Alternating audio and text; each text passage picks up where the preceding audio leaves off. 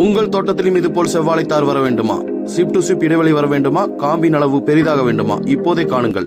நெருக்கமா இருந்தது. அந்த பூ வரப்போது நம்ம கொக்கரை பாஞ்சிட்டு நல்லா விருவு வரல. அந்த பூவு அந்த சீப்பு கட்டு நல்லா விருவு வரல. இப்ப நல்லா விருவு அந்த அந்த இப்போ டாக்டர் கொடுத்ததுக்கு அப்புறம் வர தாரெல்லாம் எப்படி இருக்குது? கொடுத்த கடைசியில் நான் அந்த சீப்பு கட்டு நல்லா விருவாம வருது. அரை அடி கேப் சீப்பு கட்டு, அரை அடிக்கு அரை அடி கேப் இருக்குது. சீப் டு சீப் கேப்புங்கிறது வந்து அரை அடி வருது. அரை அடி வருது. அவன் கொடுக்காததுக்கு முன்னாடி கொடுக்காதுக்கு மிஞ்சி நம்ம குறுகுற மாதிரி நல்லா கொக்கரை பாஞ்சிட்டு நம்ம நெருக்கமா வந்துட்டு இருந்தது. தண்டுமா அப்படித்தான் நம்ம செருத்து போய்தான் வந்துட்டு இருந்தது. புட்ட கடைசியில சீப் எத்தனை சீப் வருங்க? சீப்பு இப்ப 6 சீப் வருது. 6 சீப் வருது. அதுக்கு முந்தைய 5 4 அப்படித்தான் வந்து கொடுத்ததுக்கு அப்புறம் இப்ப வரக்கூடிய தார்கள் எல்லாமே பாத்தீங்கன்னா அரை அடி கேப் வரும். ஒரு சீப்புக்கு சீப் டூ கேப் வந்து அரை அடி கேப் வரும். நெக்ஸ்ட் வந்து பாத்தீங்கன்னா காய் வந்து நல்லா ஃப்ரெஷ்னஸா வந்துட்டு இருக்குது. சருகு நோயுமே வந்து ரொம்ப அதிகமா இருந்ததுங்க. ஆமா ஆமா.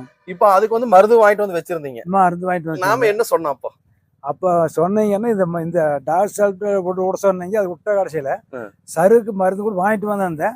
அது 3000 கெமிக்கல் மருந்து வாங்கிட்டு வந்திருந்தீங்க. கெமிக்கல் மருந்து சருக்கு அடிக்கலான்ட்டு 3000 கொடுத்து வாங்கிட்டு வந்தேன். சரிங்க. அது நீங்க அந்த மருந்து நீ தேவையில்லை விடுங்க அப்படின்னு சொன்னீங்க. விட்ட கடைசியில அந்த சருகும் வரல. அந்த மருந்து வாங்கிட்டு வந்து அப்படியே இருக்குது. அடிக்கவே இல்லை. இப்ப நல்லா சருகும் வரல. சருகெல்லாம் நீங்கிடுச்சு. இப்போ டாக்டர் சாயில் வந்து கீழே சாயில் அப்ளிகேஷன் கொடுத்ததுமே சீப் டு சீப் கேப் வந்திருக்குது. காம்போட லென்த் நல்லா கனமா இருக்குது. நீளமாவும் வந்திருக்குது. இன்னொரு மிகப்பெரிய விஷயம் என்னன்னா, சருகு நோய்க்கு வந்து சார் மருந்து வாங்கிட்டு வந்து வச்சிருந்தாரு. அந்த சருகு நோய் மருந்தை வந்து நம்ம அடிக்கவே வேண்டாம்னு சொல்லிட்டோம். 100% கேரண்டி கொடுத்து இல்லைங்களா? ஆமா ஆமா 100%. நம்ம தொடர்ந்து இந்த சருகு நோய்க்கு சொல்லிட்டு வந்துருக்கிற செவ்வாழை விவசாயிகளுக்கு சருகு நோய் கண்டு நம்ம கிட்ட பயந்துக்க வேண்டிய அவசியமே கிடையாது இல்லைங்களா? கண்டிப்பா. ஏன்னா வாங்கிட்டு வந்து ஃபார்மர் வீட்டுல ரசாயன மருந்து வச்சிருந்தாரு. நம்ம அடிக்கவே வேண்டாம்னு சொல்லிட்டோம். அந்த மருந்து அவர் யூஸ் பண்ணவே இல்லை இல்லைங்களா? இன்னும் அடிக்கவே இல்லைங்க. அப்படிதான் வீட்டுல வச்சிருக்கேன். இப்ப சார் நாம ஒண்ணு கேக்குறேன். மத்த விவசாயிகளுக்கு நீங்க ஒண்ணு சொல்லணும். சருகு நோய் கண்டு டாக்டர் சாயில் கீழே கொடுக்கும் போதே கண்ட்ரோல் ஆகுதுங்களா இல்லீங்களா? கண்டிப்பா ஆகுது. எல்லா விவசாயி பண்ணலாம். தாராளமா பண்ணலாம். அப்படி வாங்கிட்டு வந்த மருந்து அடிக்காம வச்சுட்டாரு. இப்ப சருகு நோய்ங்கிறது எப்படி சார் இருக்குது? சருகு நோய் இப்ப அந்த மருந்து அந்த டாக்டர் சாயில் விட்ட கடைசியில அந்த மருந்து இப்ப நல்லா கருப்பானஞ்சிடுது. சருகும் ஏறல.